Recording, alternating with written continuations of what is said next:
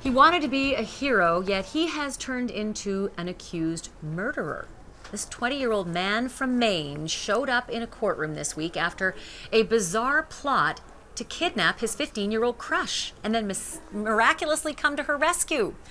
Police say Kyle Dubé created a fake Facebook page to lure Nicole Cable out of her home and then get her to the end of her driveway.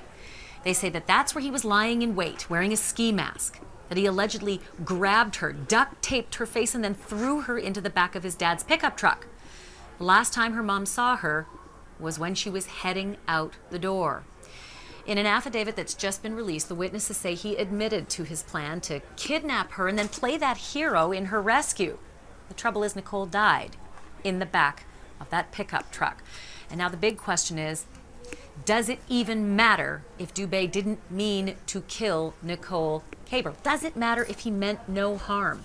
HLN's legal analyst and criminal defense attorney Joey Jackson is here to talk about what has, I think you can only describe this as a very bizarre case, but that's the question. Does it matter if he had some other story and it went wrong and she's dead? The answer is no. It could go to mitigation after he's found, or should he be found guilty. But here's what happens. As we know, and as you know very well, Ashley, any crime turns upon mens rea. What does that mean in English? It means, what was your mental state? What were you thinking at the time? Certainly not all murders are premeditated. There are some killings that are unintentional. And yet there are others like this that you could argue are so extremely reckless that they're depraved. You have to know or understand that if you put someone in a trunk and you duct tape them, that something could go miserably wrong. And so if you act with such an extreme degree of recklessness and depravity and it results in murder, then you then cannot say, well, you know what, I didn't mean to do it, because you could certainly foresee the tragic consequence of your action. And that's what's at play here. So I want to read a little bit of the affidavit. This is what the accused's brother told the detectives, that Dubé jumped out of the bushes and took Nicole, that he duct taped her, that he put Nicole in his father's pickup truck. When he removed her, she was dead. And it goes on to say he dumped Nicole's body in the woods and covered it with sticks, that he discarded everything, including clothing.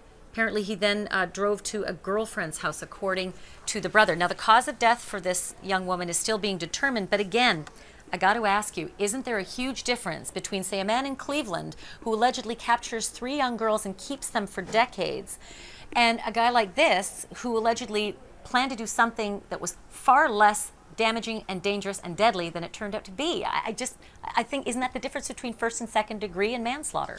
It certainly is, Ashley, without question, and I understand exactly what you're saying. But when you look at it, the law looks at certain things. First, the law looks at intent. What was your intention? So you argue it was never my intent to kill. The law then moves to, it may not have been your intent, but what were your actions? Were your actions so extreme with regard to recklessness that they do still amount to murder? Sometimes you do things and they go terribly wrong. Should you know that the consequences of those actions could cause something like this? And the answer from a prosecution perspective will be yes. There are so many times where you can act with such reckless disregard for human life. In other words, you didn't mean to do something, but certainly you had to know that by putting these chain of events in motion, whether you wanted to be a hero or not, and duct taping someone, it could have just terrible and tragic consequences, and that's just the law.